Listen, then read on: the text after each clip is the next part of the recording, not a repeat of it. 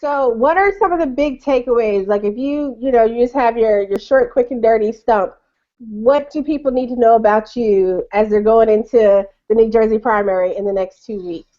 Like, what is I, it you want to drive home? I want to be a fierce advocate against the income inequality that we're seeing. I want to help be a voice for workers, no matter what type of work they're in. I want to know that when my students are applying to go to college, that I can say to them in good faith, yes, it is worth it to go in college and you'll come out with a degree without being burdened for the rest of your life with student debt. Because it honestly breaks my heart when I'm helping students fill out those FAFSAs and I see Hmm.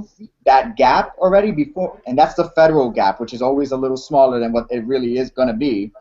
How many Yep. loans are going to have to take out in addition to the federal loans that they already have, that's part of the package. And what we're doing to the, I'm a millennial, but to the younger generation, it's getting even worse. Yeah. It's getting even worse. So I want to be able to say to that generation, those students, yes, if you go to college or to a vocational school, it will be worth it. I want to make sure we have an economy that's balanced, that's not tilted just for certain jobs or certain finance or Hmm. tech, that it respects all workers and that all workers can live in dignity. I want to be able to give my kids a world that will still be here, that we transition to a green energy economy that can provide the jobs. That's the hook for the urban Right. centers. We can have a green energy revolution that provides jobs in our urban centers for our current residents while still helping our planet defeat global warming and slow down global warming. Those things are not mutually exclusive. We could combine these goals together. I want to be able to say to people going into education, you will have a voice. You won't be blamed for the ills of poverty. We will be your partners in helping make strong communities so that we can have strong schools. Because this nonsense of the last 10, 15 years that, oh, it's all about raising the standards, raising the rigor. Listen, my kid can't study if their best friend just got shot the other day. All right? Woo! Yo, like that is. I love you. That is just so real, though. But no, seriously. Like more standards, more tests, more this, more that. That is not changing. Like you're saying, it's not changing what's happening out on the streets.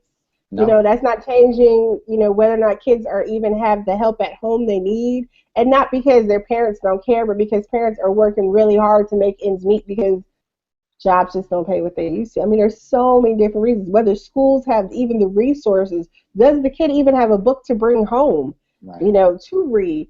So I'm sorry, I didn't mean to interrupt you. That was just so real. I had to like, woo.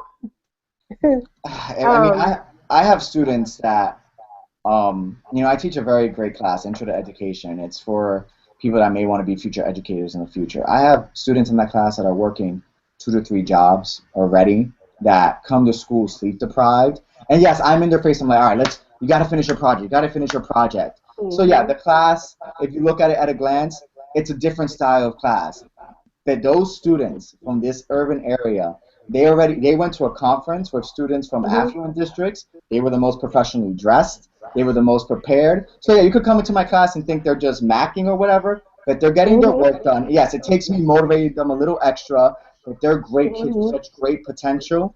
They have to finish one more paper. I know they got prom this week. They just got to get on one more paper, guys.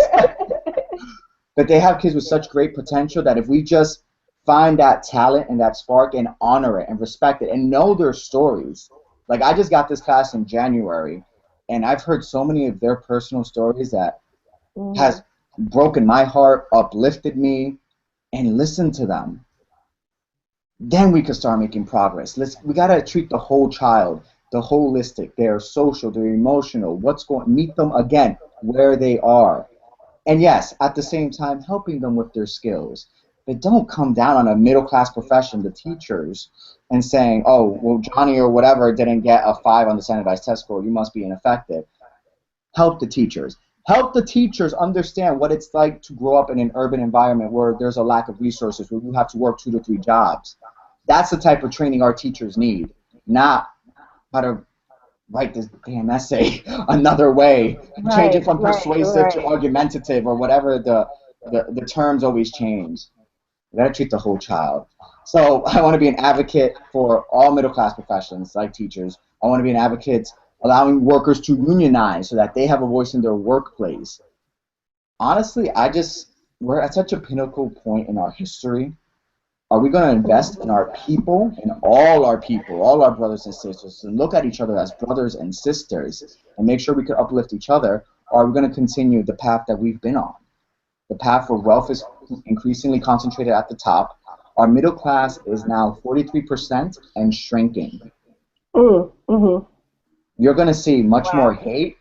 You're going to see much more racism, for example, because people always find something to blame. You're going to see a lot more conflict within communities, because when you have poverty, you have crime, you have conflict. Poverty is worse than crack. The mental stress of poverty is just unbearable, and people need to understand that.